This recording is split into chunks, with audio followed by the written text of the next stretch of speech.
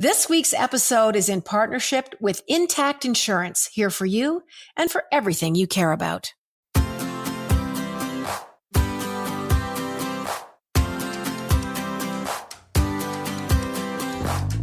Hello, hello, hello. It is me, Jann Arden. You're listening to the Jann Arden Show and podcast. I'm here with Caitlin Green. Our engineer, Adam, is in Toronto. Caitlin's in Toronto.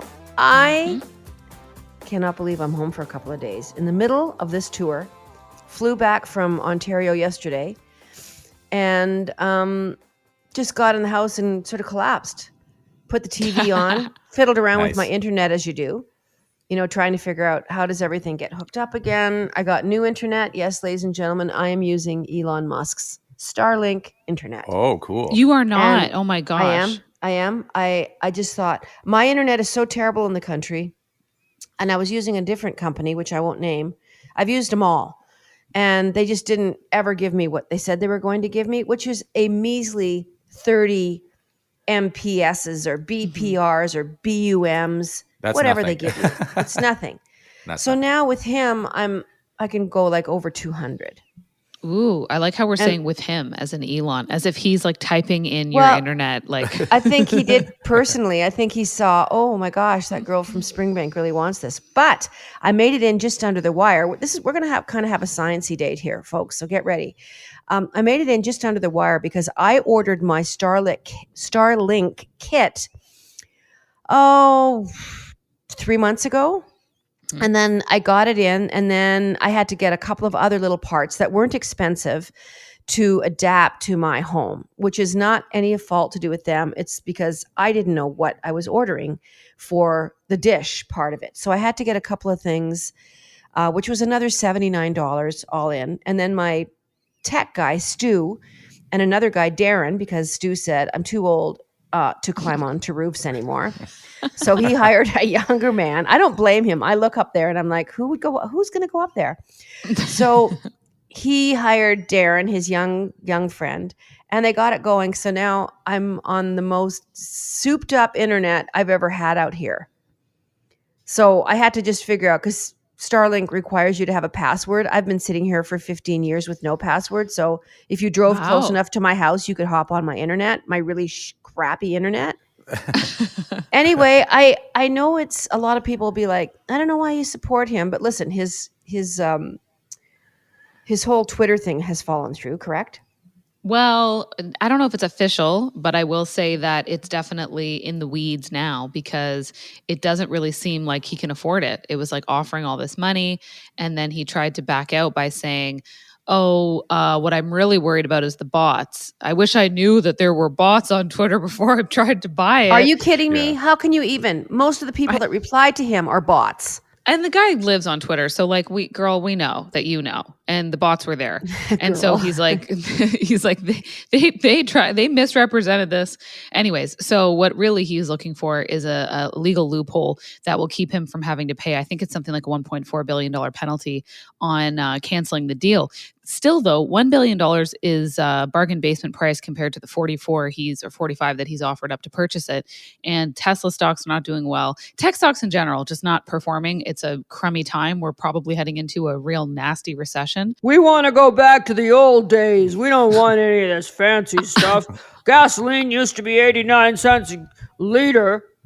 I'm like, can we just go back to the Great Recession of 2008? Because I feel like that's gonna be preferable to what we're dealing with soon. What is gas like $1 million? Anyways, Caitlin, there's going to be growing pains. I'm not thrilled because I feel like we're growing in a weird direction. I feel like previously we were like growing up, and now we're growing like a branch out of our rib cage. Hey, and I'm listen, like, this wasn't how I wanted to do it. You Ontarians just voted in the Doug Ford people again by a landslide. First of all, I will say 43% of people voted in this province. So that's an abysmal number. And of that 43%, like 30% voted PC. So really, this isn't like, Ontario loves it. Why have people become apathetic to just be like, I don't care who gets in. It's the same crap every day. Yeah, because the Liberal Party and the NDP has been shoving candidates down everyone's throat that doesn't galvanize voters. I mean, I didn't even know who was running for the Liberal Party in my riding. They only knocked on my door the day before the election. They're That was nowhere me. to be seen. It was you, Jan. I knew it was Jann Arden. Hey, I'm not running, but I just wanted to knock on your door and say, hey. Hi, it's me. But yeah, so I think that's the biggest problem that I see is, same thing that happened with Kathleen Wynne. Her poll numbers were terrible. Everyone knew that people didn't want to vote for her. Whether or not you agree that she was a good or a bad candidate didn't matter. The perception was gone. Her day had passed. And the Liberal Party just said, we're going to force her on the ballot anyways. Quote unquote, no one will vote for Doug Ford. Yes, the heck they did. And anyone with eyeballs knew they were going to, and that nobody was galvanized behind Kathleen Wynne anymore. And so the hubris of the Liberal Party, in my opinion, results in them picking candidates that don't do much for people at the polls. I mean, Stephen Del Duca, he's the liberal in our province. He didn't even win in his riding. So he's going to go. Andrea Horvath has had, she's a seasoned politician. 4 goes. She said 4 goes. She said 4 goes. 4, can we just all...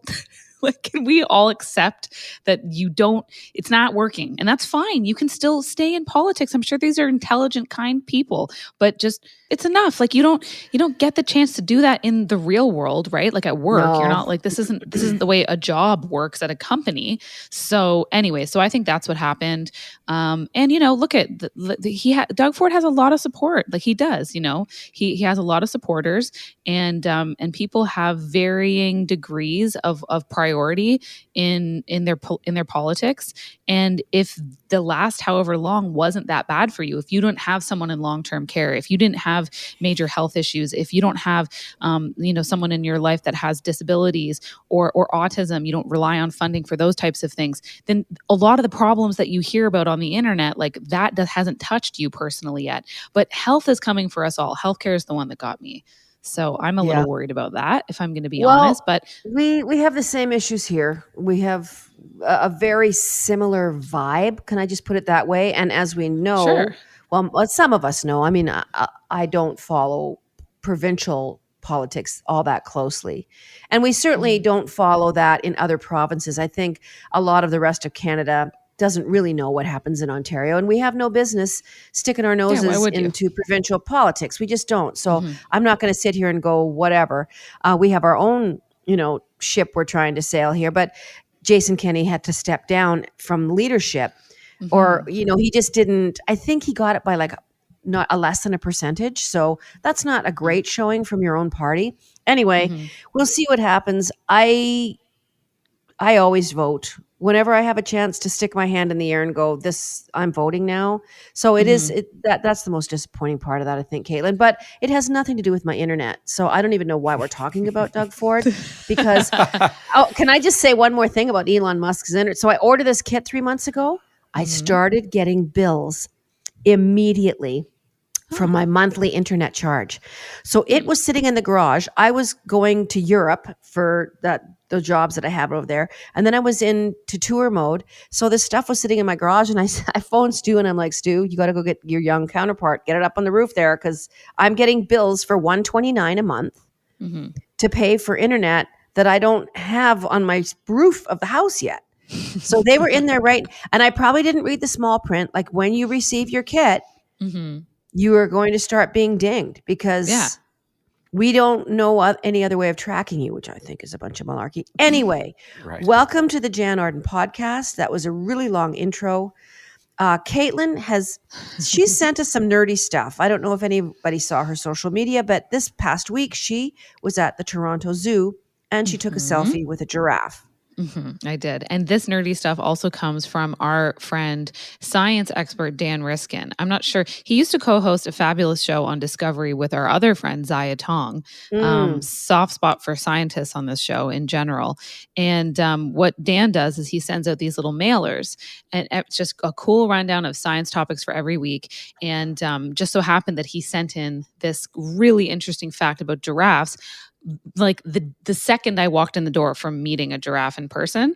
Well, let's start there. Yeah, so had a chance to hang out with some giraffes, and giraffe necks, as it turns out, may very well have evolved, not so that they can eat tasty high branches off of trees, but for fighting. Really? This is crazy. Typical. So this isn't fully conclusive, but when I was, the reason I took a selfie with a giraffe is because I had a behind the scenes tour of the Toronto Zoo, got to get up close with some real animals, hang out with zookeepers, learn lots of interesting stuff. And one of the zookeepers who was handling the giraffes and the other one who was with the rhinos talked a little bit about how the animals that we see today are the evolutionary result of so many other types of species. So many other types of giraffes led to the giraffes that we see today. So there was previously hundreds and hundreds and hundreds of them. Now we have like a homogenized few. So they found fossils of giraffes in China, and they showed this giraffe had a giant bump on its head and a short neck. It suggests that the ancestors of giraffes we know today were smashing heads back in the day, like a bighorn sheep. Yeah. Clonk, bang. This is why they had this like big bumpy scalp thing. And so you mean the two Frankenstein knobs, those two knobby things were once horns? This is it was a single projection on its head. Welcome so it's to like our science show, all science talk. Yeah. So it doesn't disprove the reaching for leaves hypothesis, but they said that as time went on, their necks became longer, and giraffes engage in a behavior today called necking, where they use their heads like wrecking balls and they whip their big necks around. It is really hard to watch. It is vicious. If you've seen, and they are just beat up real good time, but it's all about getting laid, isn't it? It's all about who gets to jump on that fine looking lady right there. Well, it ain't going to be you because my neck is 4 inches longer than your neck. And isn't that just something that is across the board with all the male species? And before we go to break, one more thing. We learned that the males like to drink the female's urine when they're in mating season. So there's another cool thing about giraffes. Science! Jann Arden podcast. Don't go away. We've got so many sciencey, fantastic things for you. We'll be right back. Not to freak you out, but things go wrong all the time. Accidents, flooding, fires, it's life. Crap happens. That kind of stuff can be hard to control. But what you can do something about is how you deal with it. For me, the trick to avoiding getting overwhelmed is having a plan. This is one of the reasons why I've partnered up with Intact Insurance, who know exactly where to start when something goes wrong. They're here to help and talk you through every step. First step, check out their great claims hub at intact.ca/claims to see how they can help you make the best out of a bad situation. Welcome back to the Jann Arden podcast. When I say sciencey, Caitlin Green, Adam is with us as well. It's not just me, folks. It's never just me. No one would want to listen to that. So there's so many nutty things on the internet. I mean, what we finished off with drinking, the male giraffe drinking female giraffe pee during mating season. I mean, there's no end to the stuff that you see, especially when it comes to mating, and that's across the board with every species. I mean, if aliens were to look at the human mating rituals, I mean, come on, the lines that people use, Tinder, all the apps. I mean, I went down a street in Toronto after one of my gigs one night. Chris and I had driven home from like Kitchener or something. And the route that we took was like right downtown, going past the mating rituals of the young Torontonians. And it became homogenized somehow because I felt, Chris is like, is everyone wearing the same outfit? And we both burst out laughing because he said it looked very uniformy. You know, the girls, like 5 or 6, 8 girls together in a group, had very similar hair and very similar outfits on. I mean, that was our observation as 80-year-old people going down the street. I mean, we were making that observation. Well, it's always the look of the day. It is the look of the day, but it's really interesting just to see they're all posturing in these lineups, getting ready to go in and have drinks. And, you know, some of these people wait in line for 2 hours to get into these clubs. I don't ever remember waiting in a line. Toronto has a nearing a borderline sexual fetish for line waiting, which I'll never understand. I'm convinced that there's some form of masochism underlying here because they'll wait in line, and I've talked about this before, for brunch. They'll wait in line for an ice cream. They'll wait in line for a cookie. They'll wait in line for anything. I think that they get some sort of sexual gratification from it because I hate it. I don't understand it. I've lived in the city my whole life. I'm not waiting for any of it. I hear you. Okay. Well, it drives me a bit crazy, clearly. I don't think you should have to wait in the line. I'm just trying to figure out how my headphone works here. I'm so sorry. I feel like a loser. Well, I do think when I see the when I see, because I only see it on the internet because I don't leave the house. But when I see, how everyone has these homogenized looks, I always think back to the photos from back in the day when all the men in New York City or Boston or wherever would get off the train and they were going into work, and it was just a sea of suits and hats just getting off the train. And I'm like, we don't really change that much. That's right. No, and I think there's still a huge desire to fit in. I mean, you still hear that story time and time again where kids come home where they feel like they haven't fit in, or they don't have the right clothes or the right sneakers or the right jeans. Thank God I went to a school, there wasn't a lot of kids. I know some of you guys probably went to school and didn't know who graduated with you until graduation. Until you saw people go up and get their diploma, you're like, never saw him before. He's cute. But for me, it was 42 kids, and we knew each other so well because we'd been on the school bus pretty much every day for, a decade. But just that whole idea of fitting in, I didn't have to go through that. Fitting in. And they talk about people on their phones. It's funny that you bring this up, Caitlin, because I know exactly what photographs that you're kind of referring to of that era, whether it's the 1850s or the 1920s. There's kind of a vibe going on. Remember top hats at one point were like the thing to have. But anyway, I just remember, somebody was making these vile remarks about kids staring down at their phones, which we all do. I do. I'm not a kid. I stare down at my phone 4 or 5, 6 hours a day. Well, they showed these people on a train coming into Boston to go to work, and they all had newspapers. And you couldn't see them because of their newspapers were flipped open wide, and people were just like, it's a fad. It'll go away. Well, it just turned into something else. Yeah, I mean, that's why I never understand. But there is just, people always want to vilify a different generation than their own, and so this just kind of persists. I'm sure. I'm fascinated to know what I'm going to be doing. Like, what am I going to be thinking when I'm older? I'm like, what kind of behavior from the younger generations that is not even a thing now or close to it is going to make me go, what in the world is happening? Yeah. And a lot of it's cyclical because we see things coming and going in rounds. I mean, we all used to make jokes about mom jeans. I remember this SNL skit Kristen Wiig was doing with Maya Rudolph, and they were killing themselves like mom jeans. And it was the high-waisted, great that every young person is wearing because they've got a little waist, they've got a flat tummy, and they're in the mom jeans. And by God, if you wore hipsters, they'd be like, oh my God, I can't believe she's still wearing those. Sticking with the mating thing, male frogs. And this is from Riskin's weekly report of, people that go into the music business. And I've seen this happen. Guys, why are you in a band? To meet girls. Simple as that. Well, he's broadened that idea of frogs. Like frogs join a choir. They basically, when you hear that ribbit at night, that sing-songy, like when you're at summer camp and you hear that, that chorus of frogs from a distant pool, well, they're mating. They're trying to get girls. And Riskin went on to say from stuff that he'd looked up, they isolated the frog calls.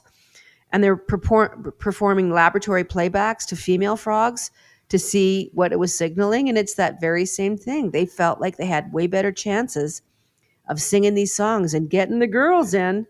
So it was basically a frog version of a boy band, which is super cute. That's funny. When the group is hitting the same notes, the females are more receptive to all the frog sounds. So it's like a barbershop quartet or it's like BTS. And so when they're all in harmony, the female frogs are listening. They're like, that one guy in pitch doesn't really do anything for me. But the group of them together over there on that pond, I might go take a look.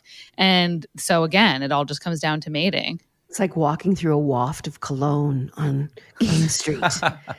It's like 5 different guys together that have all these. It is something else. It's like going into what's that store? We've talked about that before.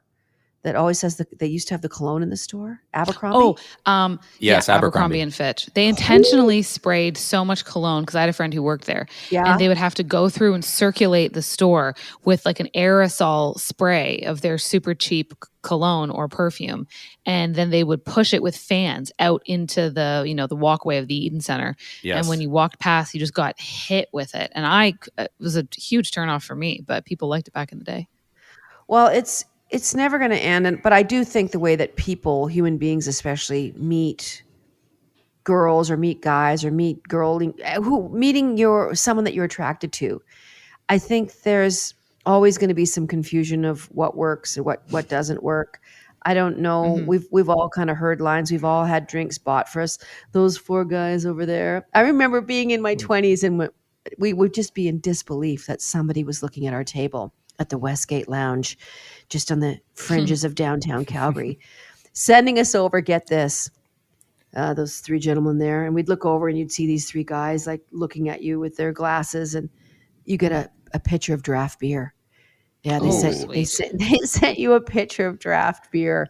Oh my God. Thank you so much. And we were actually drinking Mai Tais, but I guess you guys didn't do your research. What's the weirdest line you've ever had, Caitlin? Have you ever had, I mean, you had to have had in university some classic. Yeah, I mean, the worst that I heard consistently would be like guys asking you like where you worked out as a way to like an opening line to try to compliment your figure. I've never heard that. I wonder why. It'd be like, where do you work out? And then you'd be like, I don't work out. I don't believe you. Blah. And you're just like, I just want to kill myself right now listening. Like, it's just so bad. I, as you might imagine, was not terribly receptive to those types of advances. And I was not shy to let someone know that this was not going to go anywhere. So that was kind of like, I remember hearing a few times and being like, this is awful. You're okay, in the embarrassing last yourself. 30 seconds, what did you have a modus operandi? Like when you saw a cute guy across the room, like, did Kyle do anything? Like, I'm so curious. We've got like 20 seconds. Kyle and I were friends, so we already had like a bit of an inroad there. I'm terrible. Like, I make fun of, like, roasting someone is my love language. So I'm like, if I'm making fun of you, then we have a good chance at hitting it off. And if you can take it and come back with I get it. Yeah. I love it. Well, you're listening to the Jann Arden podcast. We're going to talk about trees when we come back because they think they found the oldest one in Chile. So, and I love trees. So we're going to talk about that. Don't go away. Not to freak you out, but things go wrong all the time. Accidents, flooding, fires, it's life. Crap happens. That kind of stuff can be hard to control. But what you can do something about is how you deal with it. For me, the trick to avoiding getting overwhelmed is having a plan. This is one of the reasons why I've partnered up with Intact Insurance, who know exactly where to start when something goes wrong. They're here to help and talk you through every step. First step, check out their great claims hub at intact.ca/claims to see how they can help you make the best out of a bad situation. Ribbit. You're really good at that. Ribbit. I know, it's kind of unsettling. It is unsettling. I loved that sound. It reminds me of summer camp. And it reminds me of laying in a tent. In my mom and dad had a tent trailer, which for some reason no one really ever figured out how to put up. Like my dad, they fought every time. 3 kids, a tent trailer, those wing things come out. Mm-hmm. The stove is somehow underneath one of the beds and the plastic plates are there. And you've got your little Coleman Bunsen burnery thing. I don't know. It just was always a fight. Anyway, it brings me back to those sounds at night. And to I don't know, it's a fond memory, even though they fought. It was fun going camping. Getting back to human rituals, and I was talking to Caitlin about, what It's the weirdest thing, being sent drinks or whatever. My friend Teresa and I, yes, Teresa, I'm telling the story. For some reason, our parents let 4 of us go to Maui after we graduated high school from Springbank Community High School. I remember the flights and the accommodations being just over $300. I kid you not. 40 years ago, right? 42 years ago. So we looked 12. We looked so young. I look back at pictures and I'm like, Teresa, how did they even serve us in the bars? And we were old enough to be served drinks in Hawaii. It was 18 years old. So these guys, we didn't get drinks brought to us. This guy came over. He was older, probably 19 or 20. And in front of Teresa, who was tall, blonde, so pretty, puts this line of cocaine in front of her in this restaurant. We were sitting in a restaurant. Oh, wow. And he's like, yeah, let's do it. Come on, let's try it. She took the back of her hand. She goes, I'm just going to, and she swept it off onto the floor. And he, just flipped out. He just thought we were, you guys are idiots. Oh my gosh. And what year again is this? 1980. 1980. Okay. So, of the time in my mind, I'm like, yeah, Hawaii, 1980. Okay. Maybe this all kind of like in a dark way checks out. It's a little, still talk about it. No pun intended, on the nose. Well, I just remember how upset we were for the rest of the night. We were so naive. I don't think Teresa and I had seen anything but people hot knifing at John Bushel's house parties. People wrecking their mother's silverware. And hi, John. And just, putting that little chunk of hash, welcome to the science show, and using like an old plastic pop bottle to make sure you encapsulated all the smoke billowing up from the hot knives. But anyway, there is some strange stuff going on. I have to say, I'm glad that it has sort of gone to apps, but we're moving on as promised before the break. I do think that is, I'm happy that he did that though, because this is a story that you have for the rest of your life. Well, it was unsettling. It was upsetting. We didn't know what to do. We wouldn't have known to snort it up, or we didn't. And then Teresa said afterwards, was that cocaine? I said, yeah, that was cocaine. And I really didn't know much about it either. But yeah, it just was, he wasn't doing it to be mean. It was obviously a pickup thing. Of course. And he'd obviously had success with it before. He'd obviously had a lot of it himself. This is a decision fueled by the very substance that he put down on your table. But if someone was to do that to me now, I'd be like, 911. I would laugh so hard. Although I have seen it left behind in washrooms very frequently. I will say that. Yeah, like I think I couldn't tell. I think a guy tried to leave that for me in a bathroom that I was heading into, because we had been waiting in line for the bathroom so long. This was at a timing it out for you, Caitlin? Well, it was a popular club in New York that I was at, and it was there on the counter when I went in to the bathroom, and it was individual stalls, right? So it's not like a men's room and then a female's room. Everyone's waiting in line for these stalls, and the stalls have their own sinks in there. So it's a very self-contained room. I'm going to say I don't mind that. Same, very considerate. I like it. But then when I left, like when I'm going in, I ended up going into the same stall that he was going into, just because of the way the line was sort of like stationed.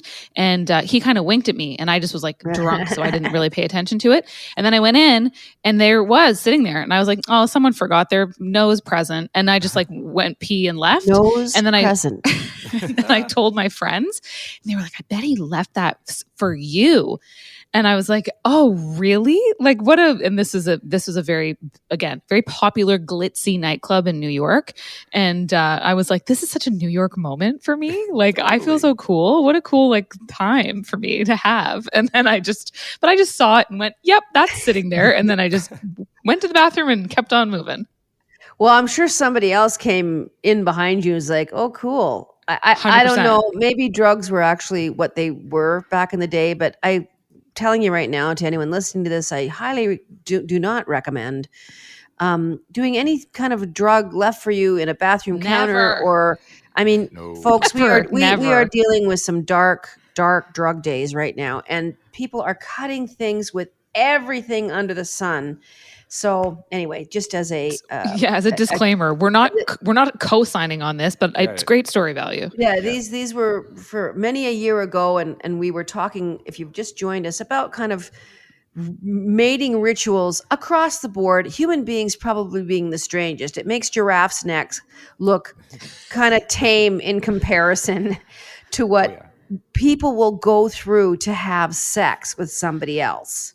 Jan, did you ever have someone give you like flowers in a bar or nightclub? Yes, I got flowers all the time. Yeah, so this is a weird one to me because the man comes in with like the big green bucket of roses, right, to nightclubs. Yes. And then people will buy you multiple flowers or one or whatever, and then you carry it around for the whole night.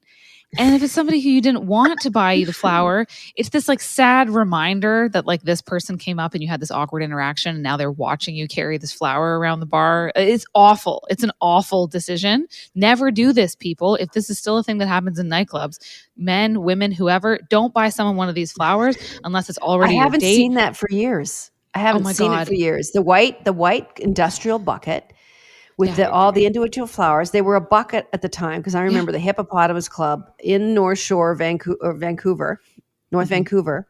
And, if you were chatting to a fella most of the night and they figured that this rose was going to be the thing that tipped the scales. Yeah. It's this $1 flower.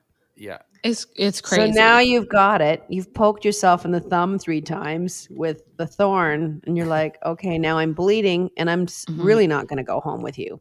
So someone bought me like a few of them, and then I was kind of like, thanks, and then I gave them to a bunch of my girlfriends because I'm like, I'm not going to carry around like 5 of these things at this bar, and then confronted me, and I was like, well, you can have them back.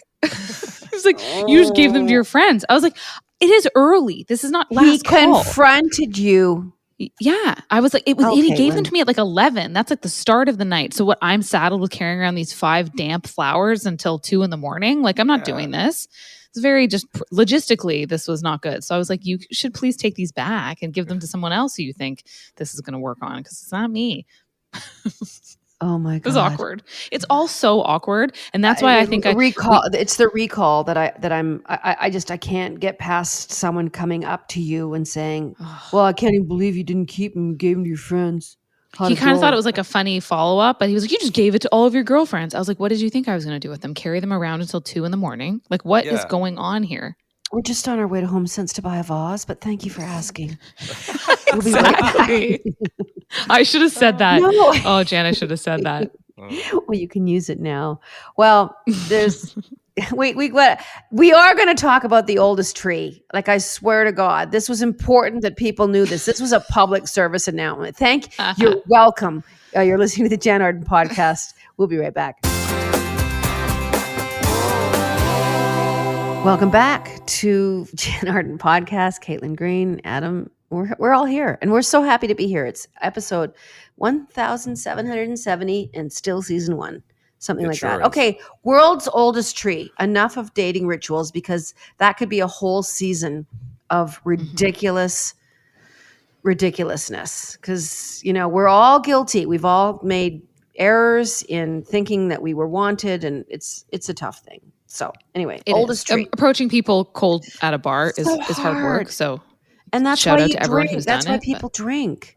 It's like, I mean, my Teresa and I, going back to the cocaine on the bathroom, we stood at school dances, a whole dance, and no one would dance with us.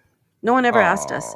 So we would always dance together until her dad cut his way through the small crowd and forced us into the pickup truck to take us home because it was 9 o'clock.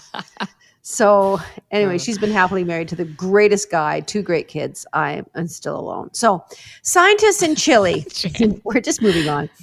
But it's self-inflicted. It's my choice. My choice. Ribbit. Scientists in Chile think they may have found the oldest tree in the world. This interests me so much. Caitlin brought this story in. It's about 30 clicks from the west coast of South America. So it would make sense. It's down there hiding away.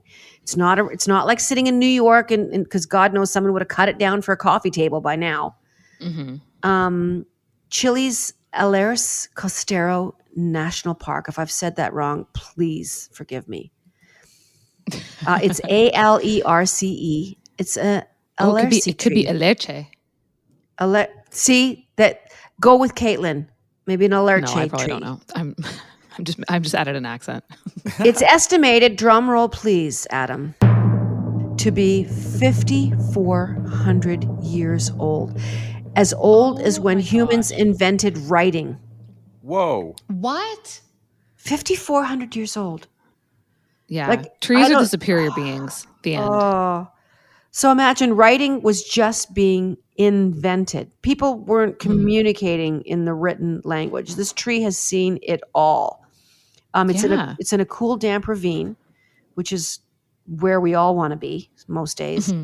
It's been protected from fires, obviously. And it has the current title holder it's the Methuselah of trees. No, it's the current title holder for oldest tree is Methuselah, a named tree. It's a bristlecone pine located in eastern California that was previously recorded at just over 4,800 years of annual growth rings. So that's how they tell. And then they found this big boy down in Chile, and Methuselah was dethroned. Oh no! So I know. But it's pretty cool. So yeah, this specific tree is they said it's partly dead, which wouldn't you be at 5,400 years old? Yeah. With a fallen crown and even some new trees growing out of its nooks and crannies, making traditional growth rings tricky to line up. So it could be even older. It's unreal. It's just unreal. I really think they're so beautiful. You know, you fly into Alberta and you look down at thousands of kilometers of just dirt, prairies. Like obviously they're growing things, but at one point, this entire country was covered in trees. We've talked about this before many years ago on this show, just clearing trees, what our grandparents and great-grandparents had to do to farm here. They had to clear trees. It just about killed them. It just about killed them and killed their livestock to pull stumps out so they could frickin' plant oats and wheats and all that stuff. So to see a tree like that has survived. I live in a forest. I'm grateful for it every day. I worry about fire every summer. I'm surrounded by, choking smoke. At some point in the summer, part of British Columbia is on fire or part of Alberta is on fire. It's scary to think of what a fire would do coming through here. And I always thought it was like so cool because I had an arborist that came to look at trees around my house. And he told me probably 10 years ago that I had a couple of trees here that he felt were like 180, 190 years old. And I was like, what? He goes, yeah, they're Douglas fir. And he said they can live a long time if they're just left alone. Yeah. But then you think about these ones. What? You think about 5,400 years. These two trees, 5,400 years old. See, now you've inspired me. I want to go down there and look at this tree, Caitlin, and I'm not kidding you. Yeah, I bet. I would take a trip to go look at this tree. The Methuselah is a little closer, like Eastern California is a little closer to you. So I would say maybe start there with 4,800 because that's a hop, skip, and a jump. Well, I've always wanted to see the redwoods. I mean, I see pictures from the 60s of people standing beside their car and camper next to a redwood tree, and it looks fake. It looks like, how is that possible? Trees that are, I mean, you hear about people camping up there to try and keep old growth forests from being cut down. And we do have some of those trees that are sort of inching up towards 1,000 years old on the west coast of Canada. Like on the island, there's some really, really old trees. Oh, I wish we would just stop cutting them down. I was just going to say, I might send you a book, actually. It's called The Overstory. I've read it. It is my favorite book of all time. Yep. Oh, is it really? They're making a series. No, they are not. Yes, they are. They are presently. They better do a good job. Caitlin, the first thing that came into my mind was how Are they going to it's 8 or 9 stories that converge, and it's all about to do with a tree.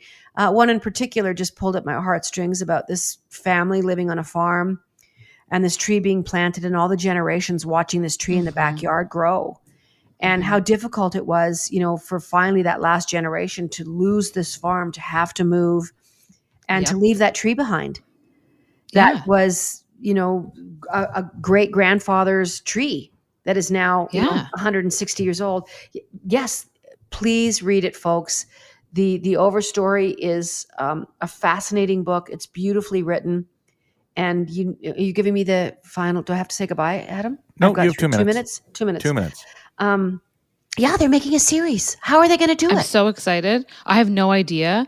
I don't know how I don't know. It's just going to be so hard to capture the way that book was written because it's not a short book. What triggered that when I said people living up in the trees trying to keep them from being cut down? It was all the... No, it was just really talking about the age of these trees and the fact that when you read the book, I mean, I was already inclined towards like loving trees anyways. But you notice them in your life, and you notice that we share a ton of DNA with trees. You notice that they have their own little community, that they share information with each other through their root systems. They share underground. They share nutrients, and they're kind of just these perfect, wise, old creatures. And if you ever watch time-lapse cameras of plants moving towards sunlight, moving around, there's way more going on. And that's why it's called like the Overstory, because it's the difference between the overstory and the understory, what we see, what we don't see. Zaya Tong's been on with us before talking about the reality bubble, like how we live in this one view world, but there's so many other worlds that we occupy. Like, it's a very, very interesting book, both philosophically and in just what's actually happening in it as well. So they have a lot to undertake. That's a difficult... I wouldn't want to be in charge of that series. It's going to be a tough one. I can't imagine them doing it justice, but fingers crossed. Plant a tree. Making it? I need to find this out. Plant a tree, and you know what they say, the best time to plant a tree is 15 years ago.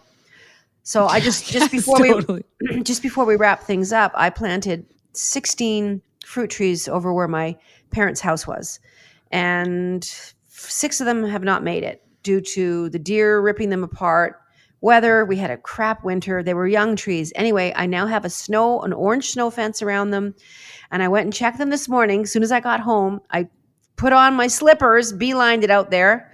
My rubber boots, actually. I took my slippers off. I don't want people to think I'm a crazy lady. And yeah, they're growing. They're going to make it. Anyway, Jann Arden Podcast, Caitlin, Adam, and thank you for listening. Subscribe to us. This is a potpourri show today, folks. Dating, trees, giraffes, science. Cocaine. Giraffe urine. Oh my God. We'll see you next week. Toodly-doo.